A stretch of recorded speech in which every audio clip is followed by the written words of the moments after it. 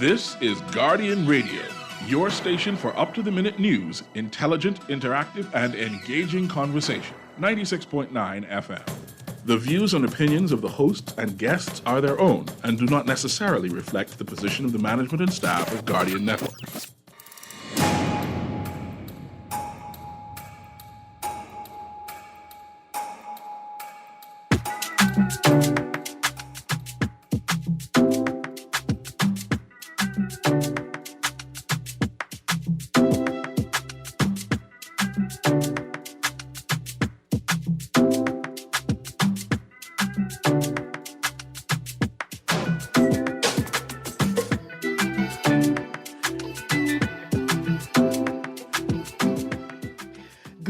Morning this morning, and welcome back to Guardian Radio 96.9 FM, your station for fresh news, smart talk all day. I want to start off the show by saying thank you to Tanya and Paul Hanna for providing the show with a ticket for the Jazz in the Gardens event on Friday, and I'm hoping that the winner of the ticket enjoyed the weekend. There's something about music that soothes the soul, and we need to be open to that and give ourselves as many opportunities as possible to heal ourselves through music, art, and culture. And we know that there's always a need for healing in some aspect of our lives, in some part of our community, in parts of our country. People are constantly living and dealing with grief and loss. And so I want to share with you guys an event happening this evening. It is an open house and a presentation on grief and loss with Reg Eldon. And it is an informational sort of session to make people aware of some grief and loss counseling sessions that'll be offered by Mr. Reg Eldon and will begin in January 2023. So it's an open house and a presentation on grief and loss with Reg Eldon. It will be hosted this evening, 6 to 7:30 p.m. That's 6 to 7:30 p.m. in the conference room of the Cancer Society of the Bahamas, and that's on 3rd Terrace East, the eastern side of 3rd Terrace. That's on the top of Collins Avenue. And you go to the eastern side where ZNS is, and it is just below ZNS compound on 3rd Terrace East. You can contact Reg Eldon for more information at regeldon@gmail.com. That's Reg, REGELDON @gmail.com. REGELDON @gmail.com. Telephone contacts are 427-5457. That's 427-5457, 393-6729. That's 393-6729. Lots of people are dealing with grief and loss. Lots of people, death is a constant fixture in the human experience, and we should be constantly reconciling with death as a part of life. And our society, I don't think, does a very good job of it at all. We do not understand or take the time to honor the dead, to honor our loved ones who have passed. And so I think this would be a great session. I mean, also today, I want to talk about two things. I want to talk about, well, a couple of things, but I want to talk about Hurricane Nicole, and I want to talk about FTX. And so before we begin talking, I thought the session on grief and loss would be great for lots of people. While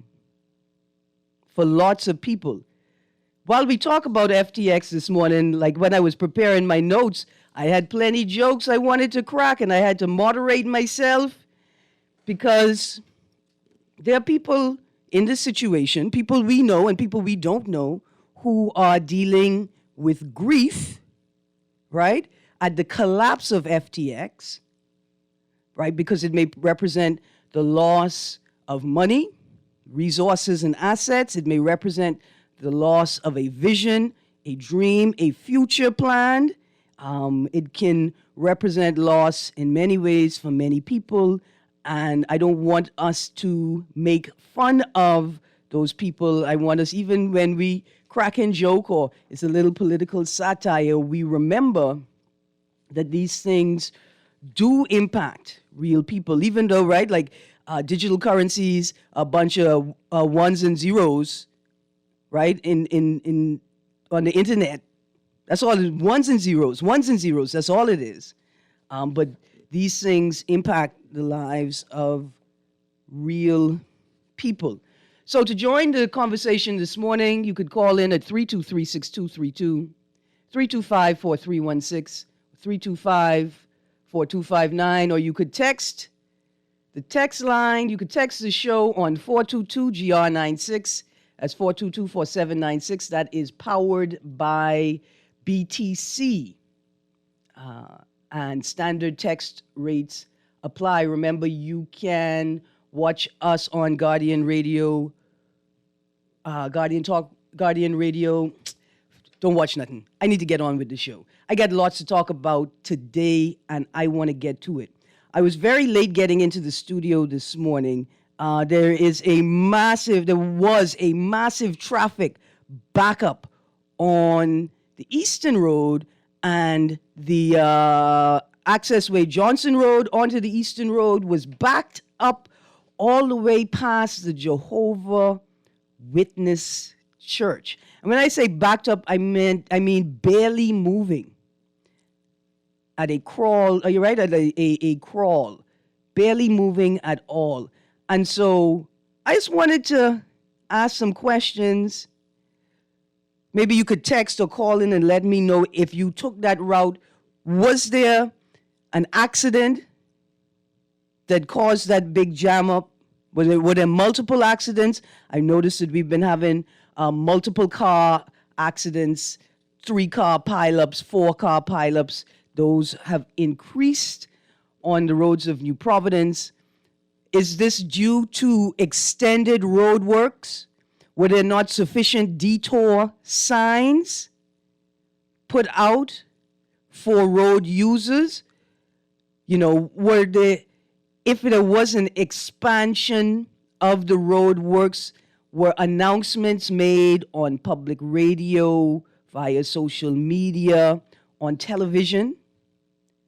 Did any of these things happen? And how do you expect the country to function without these very basic elements of the service that you're supposed to be providing? Whose job is it to do these things? Is it the company responsible for the roadworks, or is it the Ministry of Public Works? We need to know. Bahamian people can no longer lose. We are the ones who are losing in this equation. Time, energy, all of it is maddening. Anyway, let's go to this call. Good morning, caller. You're on the clock. A pleasant good morning, Miss Greene. Good morning, Sparky. How you do? Don't get mad at them before you know what I'm coming at you with. But I just want to say good morning to our beautiful Commonwealth of the Bahama Islands. And I think your problem up there in the east is simply just before I tell you what I really called for. It's called a ridge down the middle of New Providence, the north side, I should say. Now, what happens is the poor people live on the south side, and the elite people live on the north side. Uh-huh. And then you got all the poor people from the east mixing with the elite people from the east coming through one road called Johnson Road. Mm-hmm. So when you all come off the two road which you had and jump onto one road, you call all of you to coming down at the same time together. At the same time to get to the same places. There's something more than that today, though, Sparky. And then they dig up a village road.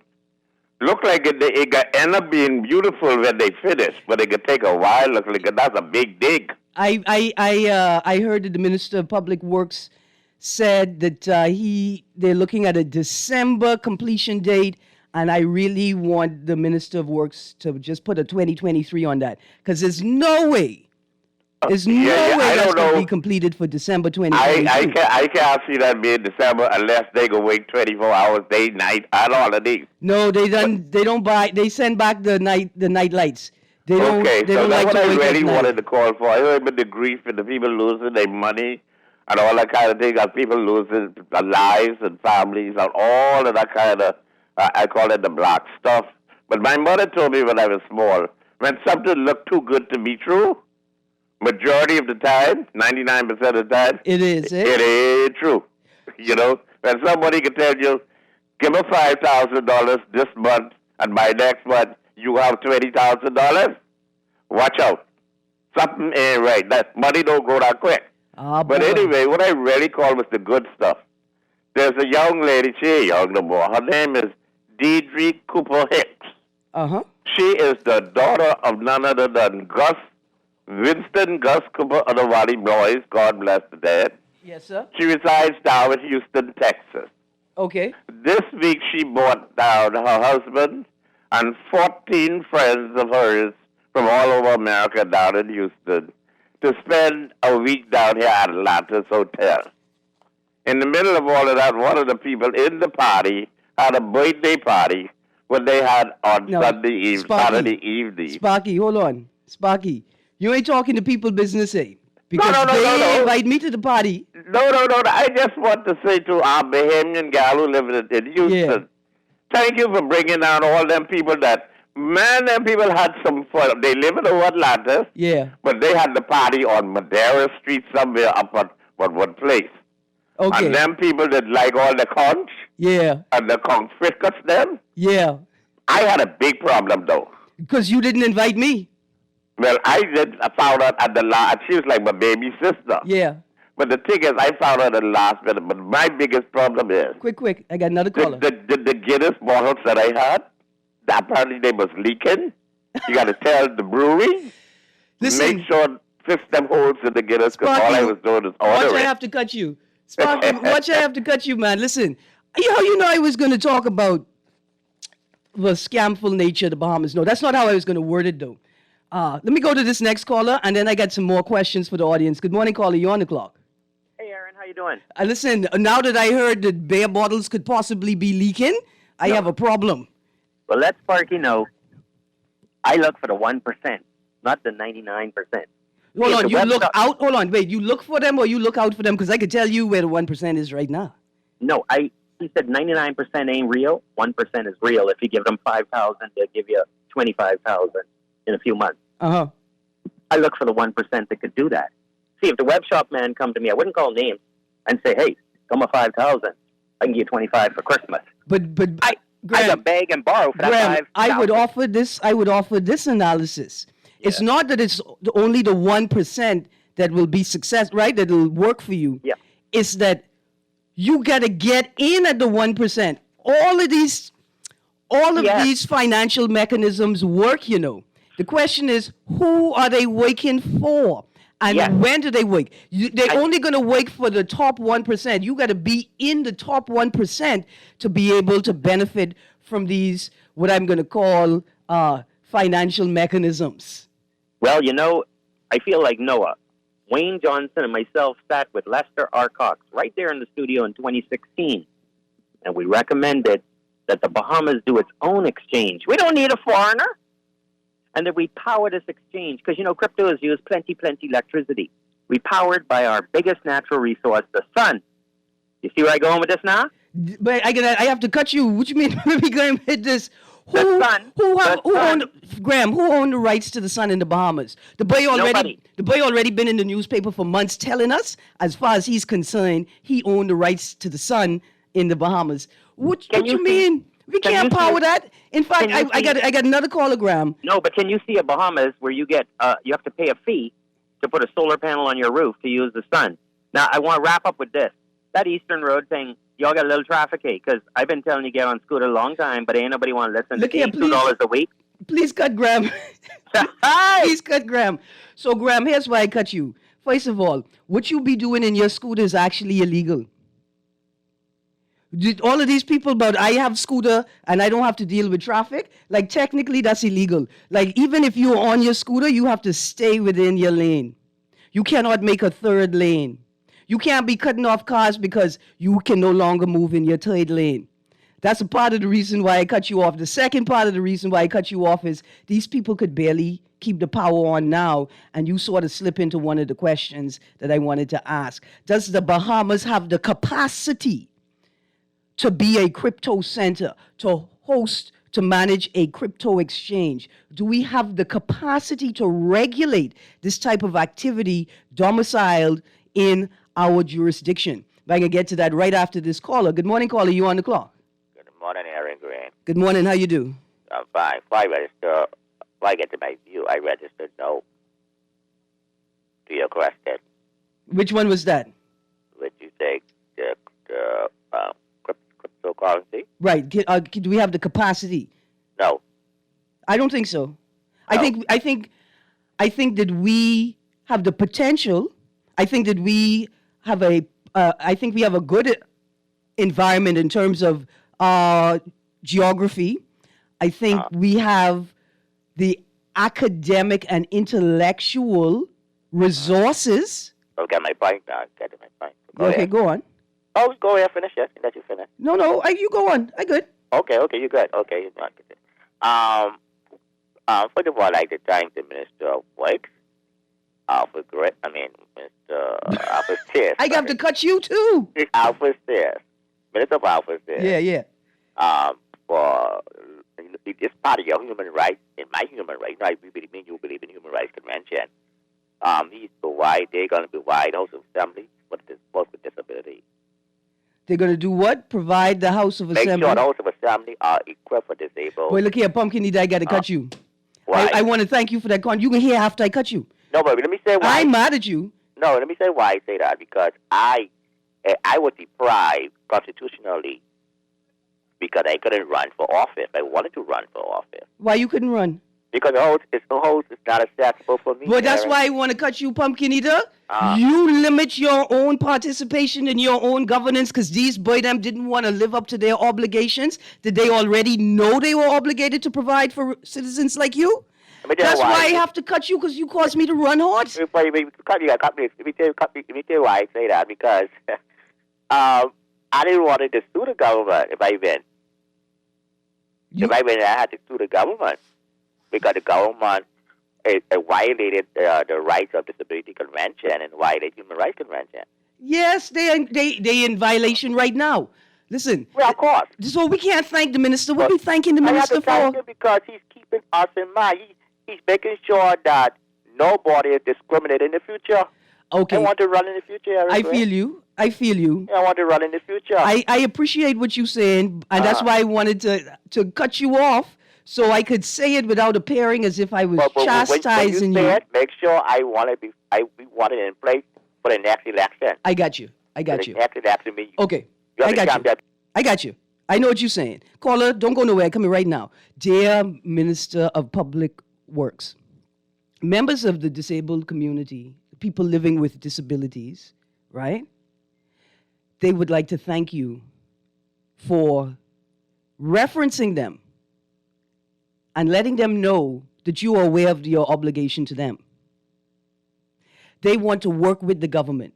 They don't want to work against the government. They want to support the government. They want to encourage the government. And they want to make sure that the government can fulfill its obligation to the disabled community and to other vulnerable Bahamians.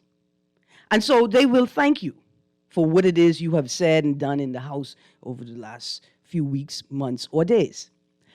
I, a human rights advocate, though, have to remind you that these people should not be thanking you for anything, particularly since you have done nothing. You all are not taking your obligation seriously. You are not ensuring that business owners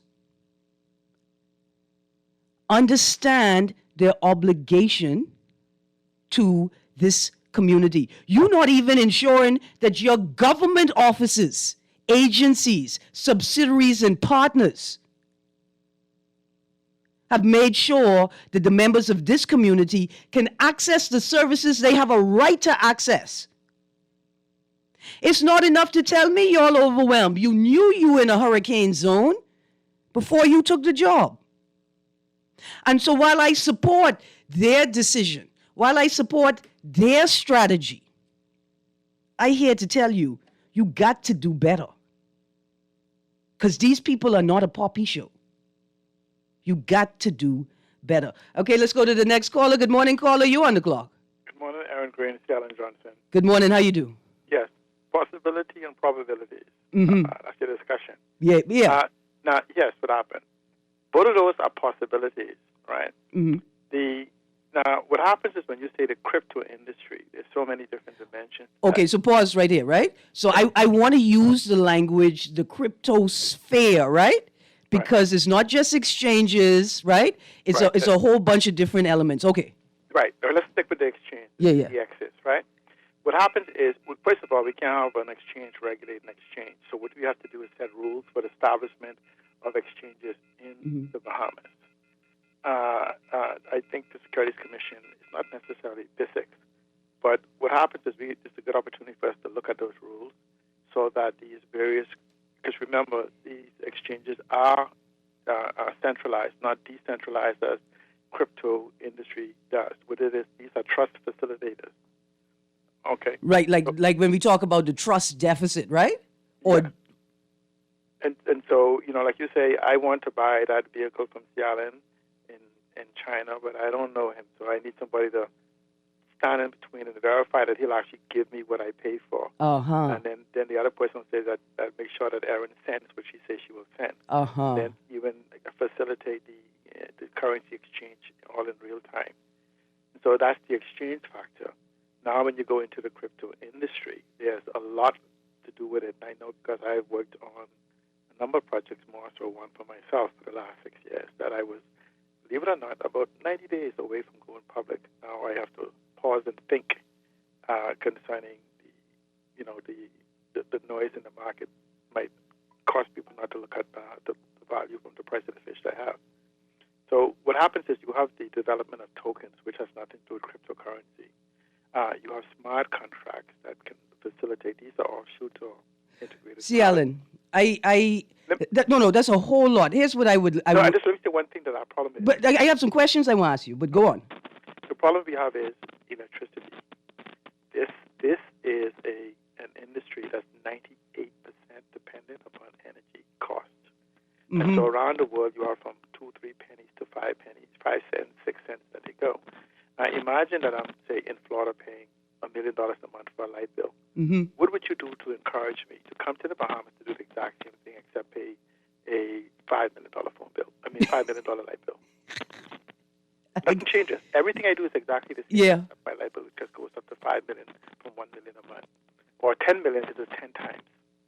So absolutely. These are things that you have, and then you have the data protection laws that needs to be updated. That I have to feel secure. All right. So, see, Alan, it's something that I read from you right over the weekend, and basically you were saying how the crypto sphere, right? That cryptocurrencies are non-regulated, right? Yes. The crypto sphere is non-regulated, right? Yes. And the question I think you asked was, how do you regulate a thing that inherently, right? Like it was made to be non-regulated. How do you regulate a thing like that? That's why I say to you, for those of us that still believe in the decentralization permissionless use, right? Meaning I could deal with you, you deal with me. We have developed a trust factor. I don't need an exchange. I can go from wallet to wallet. But for those individuals that may not have it or may even want a fractional part of it, right? You can now have an exchange established for those individuals. So, but they would be violating the. I am a Bitcoin. See, Alan, that's too much for the audience. No, I said. Let me understand. No, I'm not saying you're incorrect. What I'm saying is that that's such heady information, right?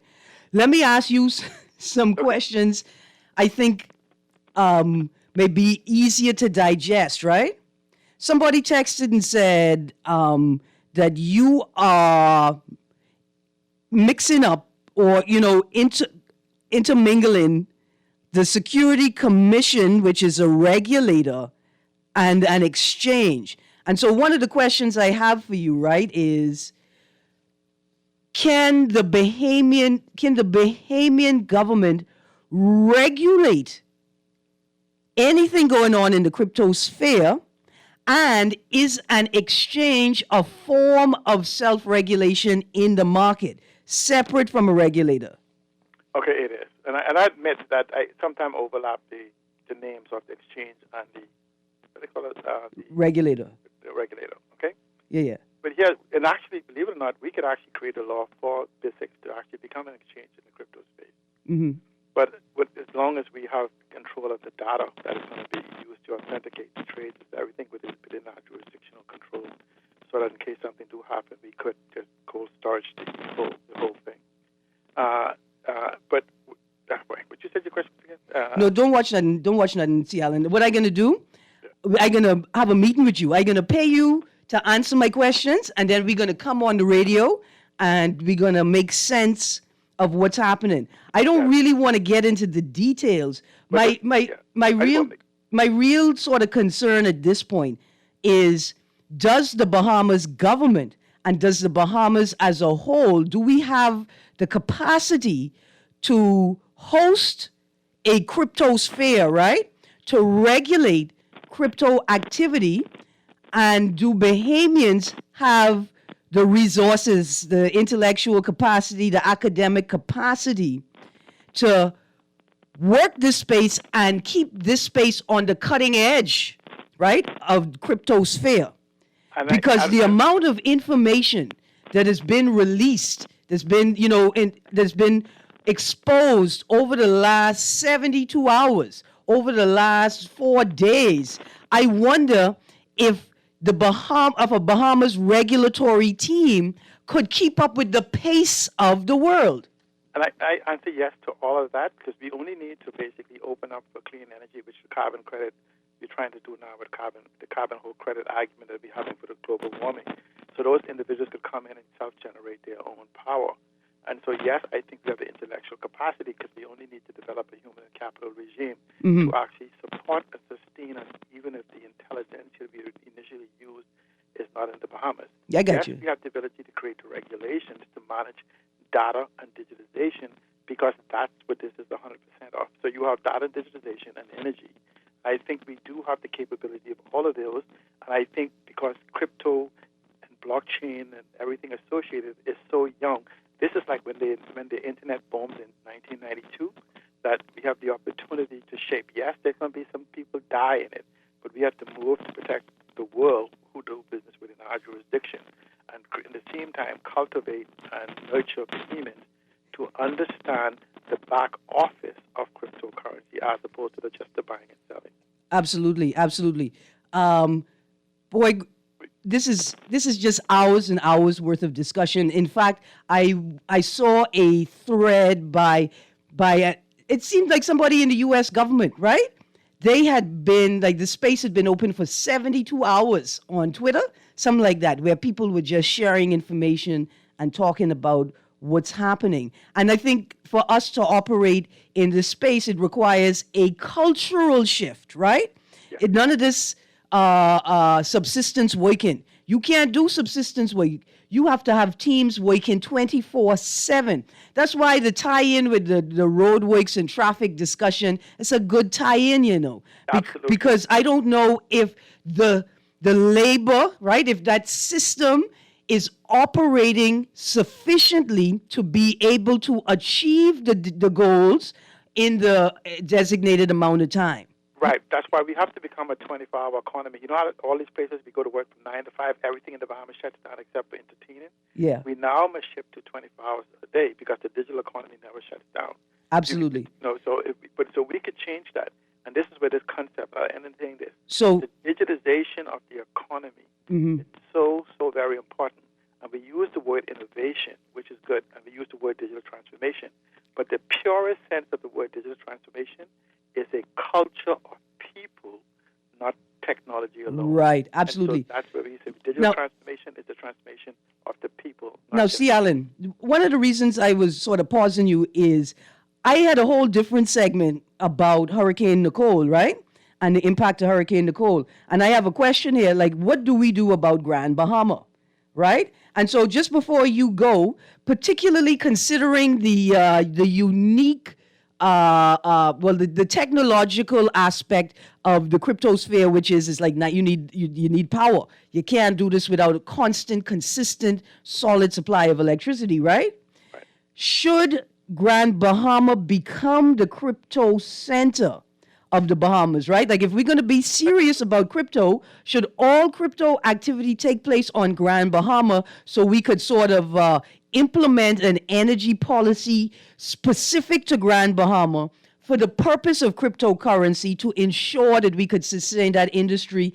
And would that be something sustainable in Grand Bahama that appears to be the hurricane hit champion of the Bahamas? Now you go to the head of the class because, but again, even though it's hurricane, Miami's hit with hurricane too. Yeah. But you see all the things that they have there. It's purpose-built, resilient type environment. Nobody's going to come to Grand Bahama and build a data center that's going to not meet. They have the data to study where to be, how to do, and how to respond.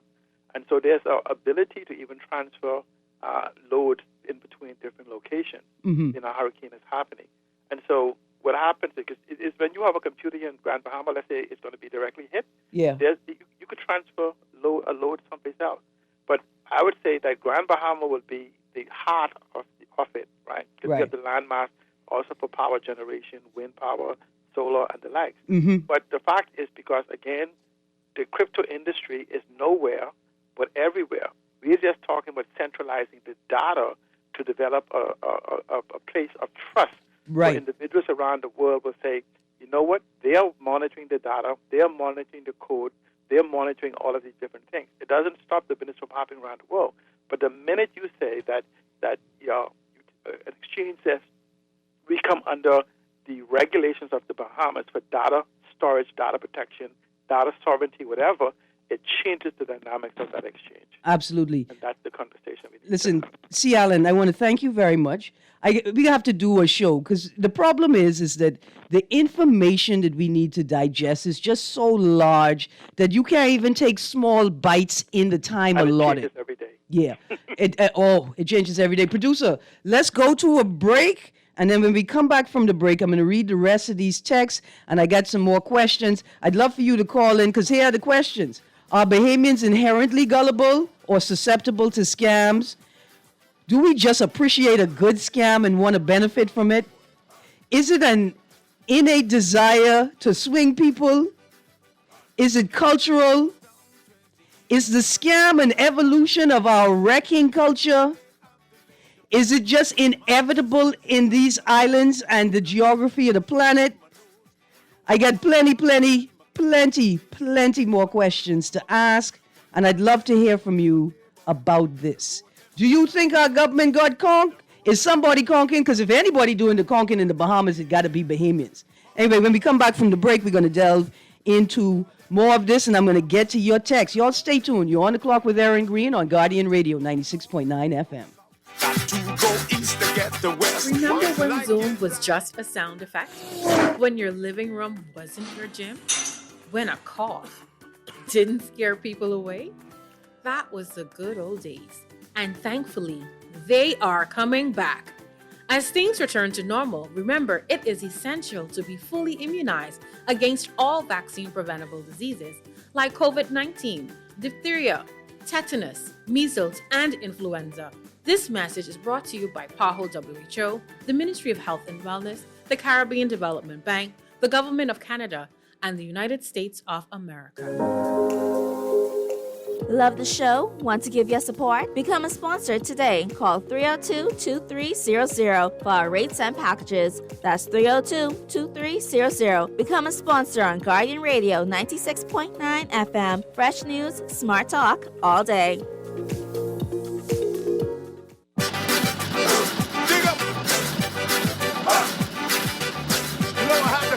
One yard.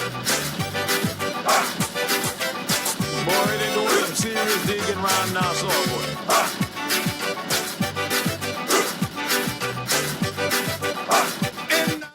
Good morning and welcome back to On the Clock with Erin Greene on Guardian Radio 96.9 FM. Let's get straight to these texts. Good day, Miss Greene. I try not to be negative, but every single time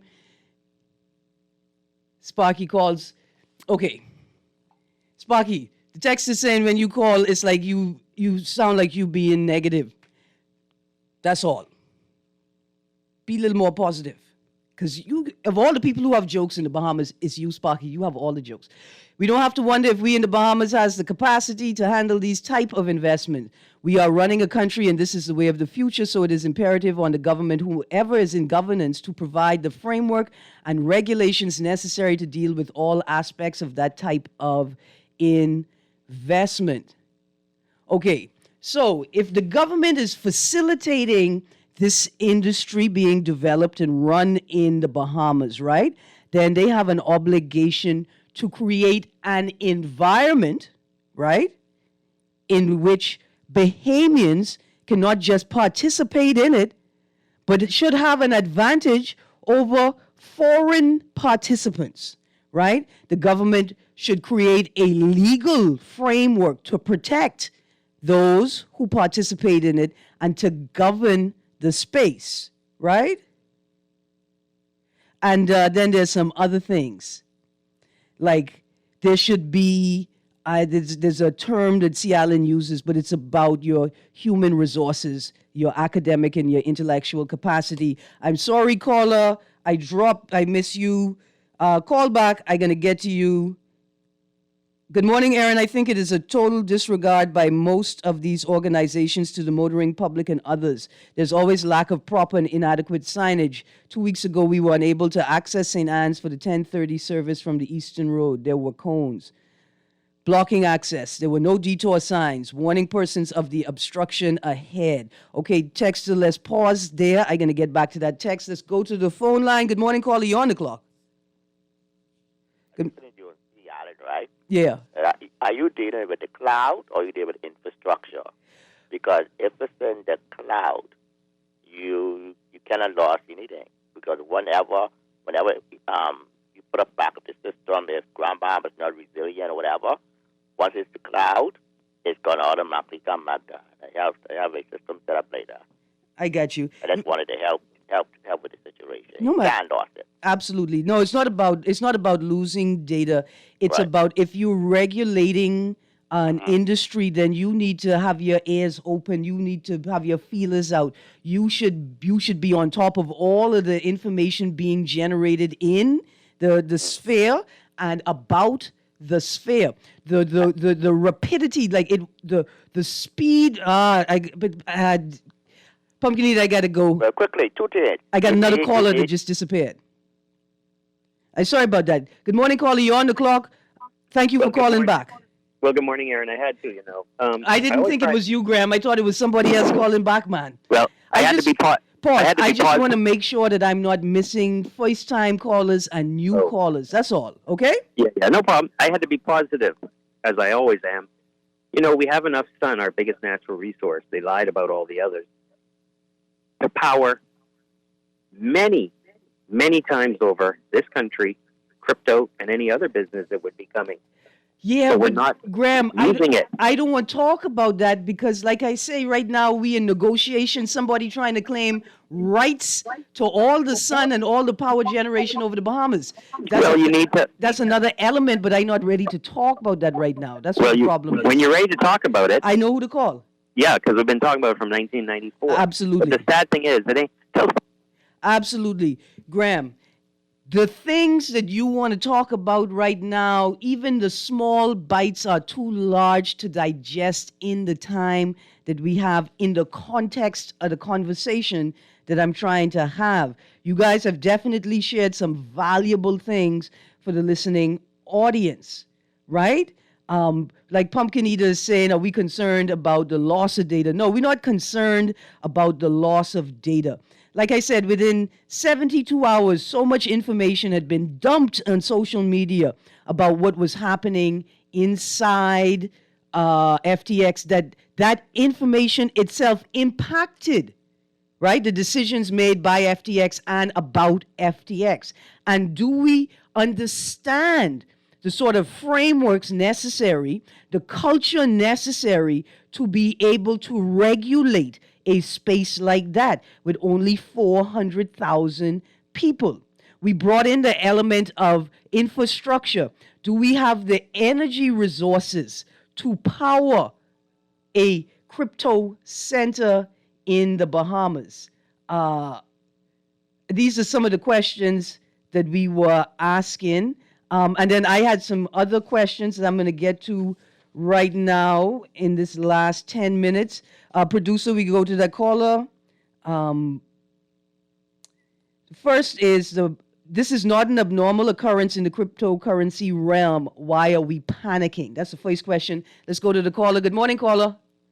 Godly days is dark universe along with you, Erin, Greene. Good morning, Bremen. How you do? I'm holding. We need justice, law, and order in this country, the Bahamas. But what I want to find out from you, right? Uh-huh. Who has the prerogative to claim portion of the sun other than God? That God gave everybody a portion of, allowed everybody to use a portion of the sun. Okay, at different times, of course. Yes, Bremen. So who is that want to? If I call their name, they may not let me access the sun without payment. That's what I'm saying.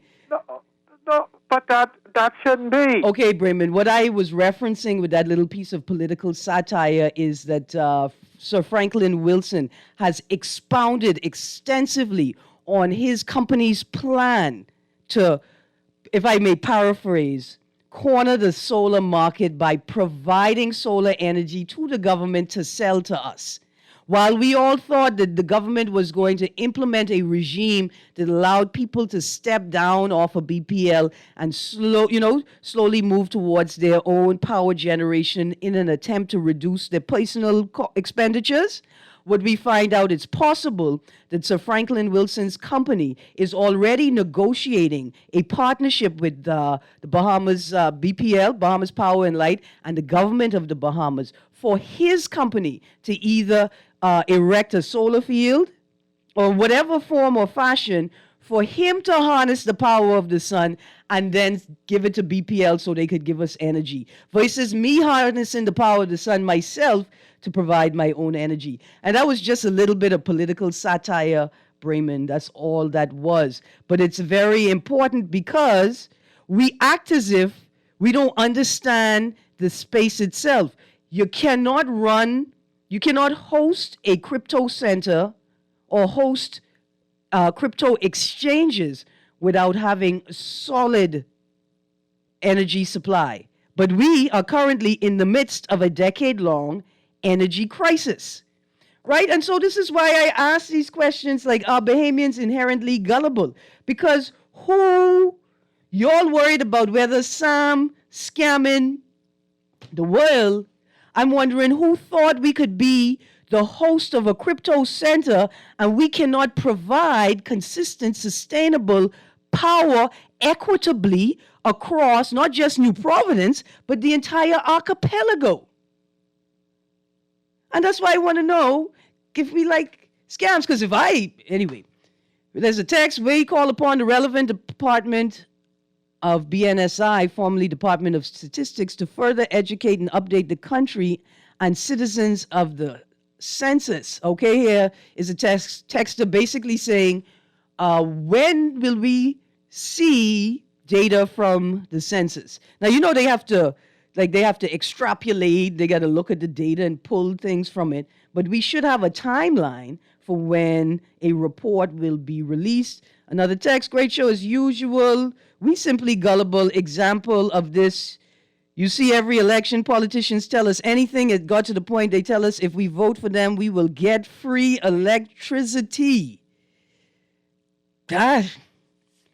I'm trying to figure out right now who how is it that the guy's name, Billy McFarlane?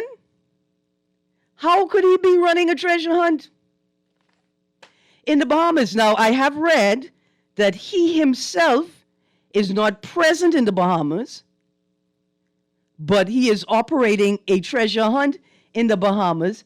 I just want to know how, why. And if he was bringing this boy in the country for a treasure hunt, the first thing he should have looked for is the Oban files. I bet you if we had a treasure hunt, somebody would find Oban files. Right? And so I asked the question, are we gullible? Do we like scamming people? Or do we just like a scam because we could possibly benefit from it? Because otherwise, how is it fathomable that this gentleman could be operating any type of activity? I thought we put him on the stop list. I thought he couldn't come back to the Bahamas anymore. Maybe for his own safety. You know, I wouldn't invite him. I would express to him that it may not be safe for him here because people are still dealing with the loss and grief generated from Fire Festival. But I only have questions. I only have tons and tons of questions. Another text, Miss Greene. I appreciate that. Sparky say, listen, I don't call this place trying to be negative, but one thing, I don't hide behind texts. That's what Sparky say. Another text, we biting off bits and pieces of this global warming plea abroad without doing what we need to do at home to ensure we are doing all we can do to ensure we are complying and encouraging practices that will not add to the global warming dilemma. Our mangroves are being eroded. We have more derelict cars in the country than we have people. What we saying? Texted goes further to that. If Bitcoin mining is one of the most detrimental digital activities to the environment, right? How is it that we are at COP27 demanding countries focus on their activities and impact on small countries like ours, but we are welcoming people to come into our country and potentially do a thing that is detrimental to the environment of our country? See, the key about a good scam, a good Ponzi scheme, is knowing when to get in and when to get out. And I say everything provides a learning opportunity, whether it's negative or positive, anything, there's a potential for a learning opportunity. Let's take the drug era, for instance. Those who survived the drug era successfully are those who knew when to get in, because when you get in and how you get in determines when and how you get out. Right? And so the question is, are we gullible to scams? Or is scamming a cultural thing, an evolution of our wrecking history? A text here saying regulators doing photo ops should be reviewed as inappropriate. It should also be investigated what other regulated entities facilitated FTX in this quote-unquote odd activities. Some more questions. Did the government of Nassau, you heard me correctly, did the government of Nassau invest in FTX or FTT? Because I know the government of Elutra, the government of Abaco, they ain't investing in this. Anyway, it's a serious question. Did the government of Nassau invest in FTX or FTT, which is the token that FTX produced? Was the government accepting or receiving payment from FTX Trading Limited, which is the main company, or its subsidiary FTX Digital Markets, in FTT or other cryptocurrencies? If FTX is incorporated in Antigua and Barbuda, what is the scope of liability for the Bahamian government? What exactly are Bahamian regulators responsible for? Does the Bahamas, well, we already get to that. Another important question, does hosting cryptocurrency exchanges jeopardize or enhance and strengthen the financial services industry? Will us playing the crypto game, engaging in hosting exchanges, will that ultimately jeopardize our financial services industry or enhance it? And then the question we have to ask, what have Bahamians lost? Loss of employment, potential tarnishing of national reputation, losses through breaches of contract. FTX now owes Miami apparently $16.5 million for arena sponsorship cancellation. Do Bahamian employees or legal counsel bear any liability? Did Bahamians lose any money? And here's the question that interests me most. Would have, assuming, I don't even know, okay, let me pause here. This may be the appropriate application of would have.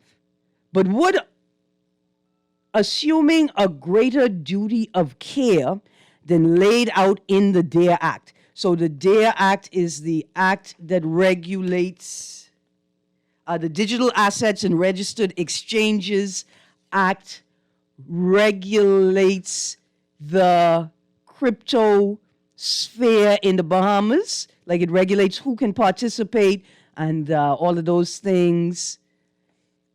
If we had assumed a greater duty of care than laid out in the DARE Act, if we had gone beyond our legal duty of care and our legal obligations, could we have prevented the collapse of FTX? Or at the very least, the potential tarnishing of the Bahamas' name?